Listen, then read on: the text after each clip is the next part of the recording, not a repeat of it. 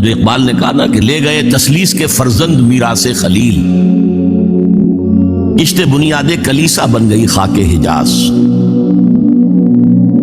تسلیس کے فرزند میراث خلیل لے گئے تھے، بیت المقدس ان کے کروسیڈرز کے قبضے میں آ گیا تھا 1099 میں، اور رہا تھا 1187، 88 ایئرس۔ لے گئے تسلیس کے فرزند میراث خلیل۔ تو میراث موسوی جو تھی وہ منتقل ہو گئی محمد رسول اللہ صلی اللہ علیہ وسلم اور آپ کی امت کو۔ ان کا قبلہ کینسل، یہ قبلہ آ گیا۔ تو سب سے زیادہ دکھ تو انہیں تھا۔ اب جو وہاں سے کاؤنٹر ریولوشنری موومنٹ آئی ہے وہ عبداللہ ابن سبا یہودی۔ بعض لوگ آج یہ بھی کہہ دیتے ہیں کہ یہ تو ایک ایسی ہی افسانوی شخصیت ہے، کوئی اس کا وجود ہی نہیں تھا۔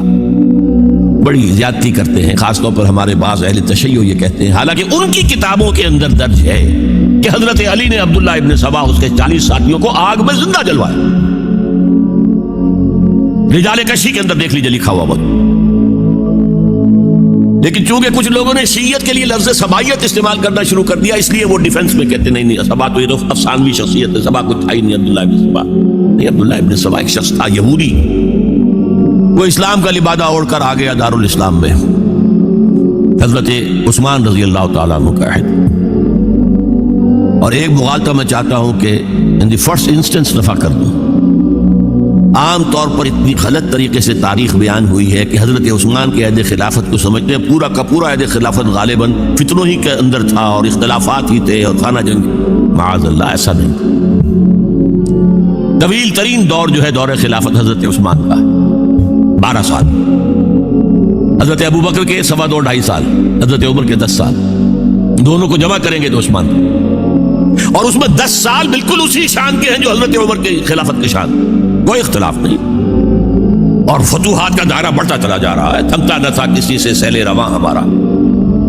اس کے آخری ایام میں یہ شخص آیا اور اس نے ایک تو یہ کیا کہ پرانی جو قبائلی عصبیت تھی اس کو زندہ کیا۔ خلافت تو بنو ہاشم کا حق ہے، محمد ہاشمی تھے صلی اللہ علیہ وسلم۔ ہاؤ کم یہ ایک بنو امیہ کا شخص کیسے بیٹھا ہے؟ دیکھیے اس شخص نے کتنا انتظار کیا۔ حضرت ابوبکر بنو امیہ میں سے نہیں تھے، لہذا یہ فتنہ اس کے خلاف نہیں ہو سکتا تھا، کیونکہ چشمک جو تھی وہ بنو امیہ اور بنو ہاشم کی تھی، بڑی پرانی تھی۔ یہ بڑے برابر کے یہ دو کلینس جو تھے مد مقابل تھے ایک دوسرے کے۔ باقی چھوٹے قبیلے تھے، بنو تیم ہے، بنو عدی ہے، لیکن مقابلہ تھا بنو امیہ اور بنو ہاشم کا۔ حضرت ابوبکر بنو تیم میں سے، حضرت عمر بنو عدی میں سے، بنو امیہ میں سے حضرت عثمان۔ اب اس کو موقع ملا، اب آیا یہ اموی، یہ بن گیا۔ یہ سب غاصب ہیں، ابوبکر بھی، عمر بھی، عثمان بھی۔ خلافت پہلے دن سے علی کی ہے اور اس کو ملنی چاہیے۔ اس سے آگے بڑھ کر، اور علی تو خدا ہے، انکارنیٹ، گاڈ انکارنیٹ، یہ اس کا عقیدہ جس نے پھیلایا۔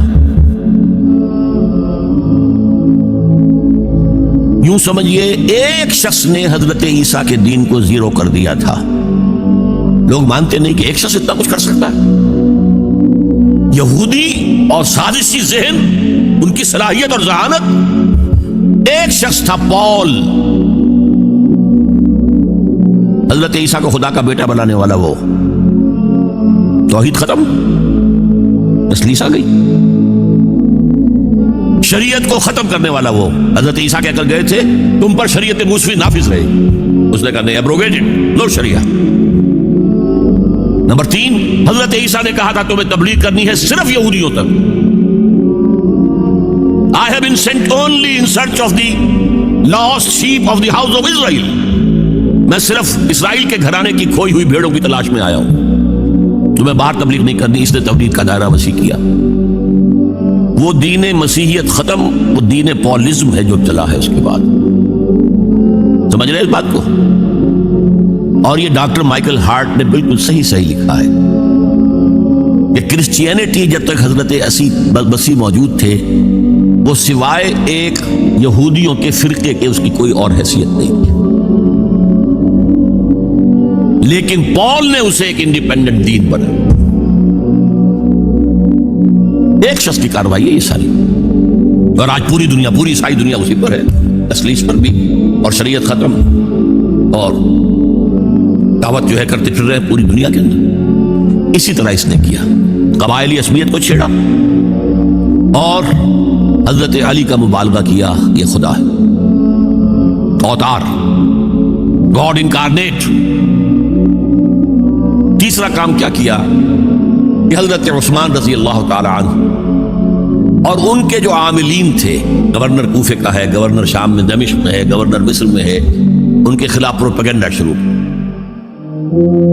یہ بیت المال میں خیانت کر رہے ہیں، یہ غبن کر رہے ہیں، یہ اپنے عزیزوں کو جو ہے پال رہے ہیں، ان کو دے رہے ہیں، وہ اقربا پروری کر رہے ہیں، اور یہ کر رہے ہیں، اور ٹیکنیک کیسی عجیب۔ کوفے میں کوفے کے گورنر کے خلاف بات نہیں کریں گے، دمشق اور مصر کے گورنر کے خلاف بات کریں گے۔ اب کہاں دنیا کے پاس ذرائع تھے کہ کوئی ویریفائی کرے بھئی یہ بات صحیح ہے کہ نہیں ہے، غلط ہے، نہ کوئی ذرائع رسل و رسائل ہیں۔ اور اگر آپ کوفے میں کھڑے ہو کر عثمان نے یہ کر دیا، عثمان نے یہ کر دیا، عثمان نے یہ کر دیا، یہ کر دیا، اب کون اس کو جو ہے اس کی تحقیق کر سکے گا؟ دمشق میں گئے ہیں تو دمشق کے گورنر کے خلاف کچھ نہیں، عثمان کے خلاف، اور کوفے کے گورنر کے خلاف، اور مصر کے گورنر کے خلاف۔ مصر میں گئے ہیں تو اس کے خلاف کچھ نہیں، دمشق اور کوفے کے گورنر کے خلاف اور عثمان کے خلاف، اور پھر ہر طرف سے بلوائیوں کو لا کر گھیراؤ کر لیا حضرت عثمان کے گھر کا۔ یہ تحریک ہے جو بہت زبردست کامیابی سے ہمکنار ہو، یہودی سازش۔ اب تمام صحابہ کہہ رہے ہیں حضرت عثمان سے کہ آپ ہمیں موقع دیں کہ ہم ان کا سر کچل دیں۔ آپ فرماتے ہیں نہیں، یہ مجھ پر الزام لگا رہے ہیں نا، میں وضاحت کرتا ہوں۔ اپنے گھر کی چھت کے اوپر کھڑے ہو کر آپ نے کہا دیکھو یہ میں نے نہیں کیا، یہ میں نے نہیں کیا، میرے یہ احسانات بھول گئے ہو۔ حضرت علی نے مسجد نبوی میں کھڑے ہو کر جتنے الزامات لگائے تھے ان سب کی طرف سے برات کا معاملہ کیا، جھوٹ کہہ رہے ہو، عثمان پر کوئی غلطی جو ہے، کوئی خیانت ثابت نہیں، لیکن جنگ کی اجازت حضرت عثمان نہیں دے رہے۔ یہ میرے خون کے پیاسے ہیں نا، جب تک قتل نہیں کر لیتے جرم کہاں ہے؟ جب قتل کر لیں گے تم قصاص دے لینا، لیکن میں کسی کلمہ گو کی جان نہیں لینا چاہتا، صرف اپنی جان کی بتحفظ۔ یہ ہے عزیمت کا پہاڑ۔ لوگ کہتے ہیں کمزور تھے، جان بچانے کے لیے تو آدمی پتہ نہیں کیا کچھ کر بیٹھتا، اور طاقت ہو تو طاقت کو کیسے استعمال کرے گا۔ حضرت امیر معاویہ کی طرف سے پیغام پر پیغام آ رہے ہیں کہ آپ ہمیں اجازت دیں میں فوجیں بھیجوں اور ان کا قلع قمع کر دیا جائے۔ حضرت عمرو بن العاص کا پیغام آ رہا ہے مصر سے، آپ ہمیں اجازت دیں۔ طلحہ، زبیر، علی اجازت مانگ رہے ہیں مدینے کے اندر، آپ اجازت دیں کہ ہم جنگ کریں ان سے۔ نہیں، آخر کار حضرت علی نے دونوں بیٹوں کو، حضرات حسنین، حضرت حسن، حضرت حسین، دروازے پر کھڑا کر دیا۔ پہرے دار حضرت عثمان کے، حضرت حسن، حضرت حسین، کہ کوئی گھر میں داخل نہ ہونے پائے، پچھواڑے سے آئے ہیں اور شہید کیا ہے۔ میرے نزدیک تاریخ کی مظلوم ترین شہادت بمانی مقتول فی سبیل اللہ وہ حضرت عثمان ہے۔ بلکہ میں جرات کر رہا ہوں، ذرا آپ کو معلوم ہے علامہ اقبال سے مجھے کتنا تعلق قلبی ہے۔ میں نے ان کے ایک شعر میں ترمیم کی ہے، میں سمجھتا ہوں انہوں نے صحیح نہیں کہا۔ غریب و سادہ اور رنگی ہے داستان حرم، نہایت اس کی حسین، ابتدا ہے اسماعیل۔ حضرت اسماعیل کو اللہ تعالیٰ کے حکم سے حضرت ابراہیم ذبح کر رہے تھے، اور حضرت حسین ذبح کر دیے گئے۔ تو گویا کہ ابتدا جس کی ہوئی تھی حضرت اسماعیل سے، اس کی انتہا حسین پر ہوئی۔ میں کہتا ہوں بالکل غلط۔ ان کو ذبح کر رہا تھا خلیل اللہ، اور ان کو قتل کر رہے یزیدی اور زیادی اور کوفی۔ کوئی تقابل ہے؟ وہ قتل نہیں ہوئے، یہ قتل ہو گئے۔ انہوں نے پیشانی خود رکھ دی۔ یہاں تو حضرت عثمان لڑتے ہوئے، حضرت حسین لڑتے ہوئے شہید، کون سی چیز مشترک ہے؟ ایک مصرے میں جمع کر دیا ہے، صنعت لفظی تو آپ کہتے ہیں اس کو، لیکن کیا مشترک کیا چیز؟ اور میں نے امید ہے علامہ اقبال سے ملاقات ہوگی اگر آخرت میں، تو وہ میری اس بات کو تسلیم کریں گے۔ میں نے اس شعر کا دوسرا جو مصرع بدلا ہے، نہایت اس کی ہے عثمان، ابتدا حابیل۔ حابیل جنہوں نے کہا تھا بھائی جان آپ مجھے قتل کرنے کے لیے ہاتھ اٹھائیں گے تو میں اپنا ہاتھ نہیں اٹھاؤں گا آپ کو قتل کرنے۔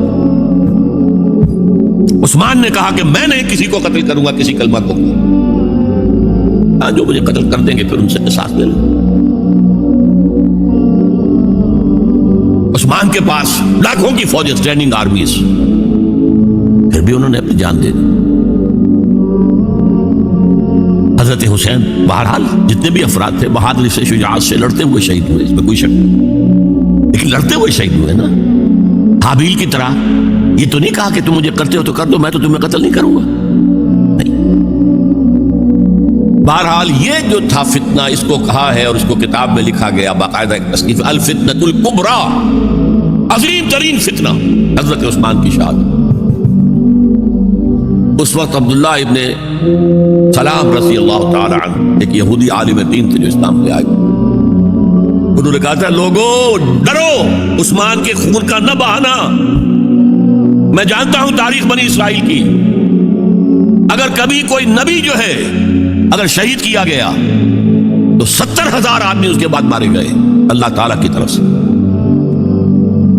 اور نبی کا اگر کوئی خلیفہ قتل کیا گیا تو 35,000 آدمی مارا گیا۔ تو اگر تم نے عثمان کو قتل کر دیا تو یہ خون کے دریا جو ہیں پھر آ جائیں گے امت کے اندر، باز آ جاؤ، خدا کے لیے باز آ جاؤ، لیکن نہیں۔ بہرحال حضرت علی رضی اللہ تعالی عنہ نے بلایا عبداللہ ابن سبا کو اپنے ہاں، تم کہتے ہو کہ میں خدا ہوں؟ ہاں آپ خدا ہیں، توبہ کرتے ہو کہ نہیں؟ نہیں، میں تمہیں زندہ جلا دوں گا، جلا دو، تم خدا ہو، ہماری آزمائش کر رہے ہو۔ حضرت علی نے عبداللہ ابن سبا کو 40 ساتھیوں سمیت زندہ جلایا، اور یہ سارا کچھ معاملہ جو ہے یہ میں نے آپ کو بتایا اہل تشیع کی کتابوں میں موجود۔ بہرحال یہ فتنۃ الکبریٰ ہے جس کا نتیجہ کیا نکلا ہے آپ اچھی طرح سمجھیے۔ وہ شہادت علی الناس کا جو سیلاب جا رہا تھا، اس کی شان کیا تھی؟ علامہ اقبال کے الفاظ میں تھمتا نہ تھا کسی سے سیل رواں ہمارا، یہ جو سیل تھا وہ روکنے والا تھا۔ 2 سپر پاورز تھیں اس وقت، ایران، روم، ایران کے چیچڑے اڑ گئے، روم کی 2 ٹانگیں ٹوٹ گئی، اب کون روکنے والا تھا؟ یہ انٹرنل سیبوٹاج۔ اس کے بعد جو باہمی خانہ جنگی شروع ہوئی ہے، 1 لاکھ مسلمان ایک دوسرے کی تلواروں اور نیزوں سے ختم ہو گئے۔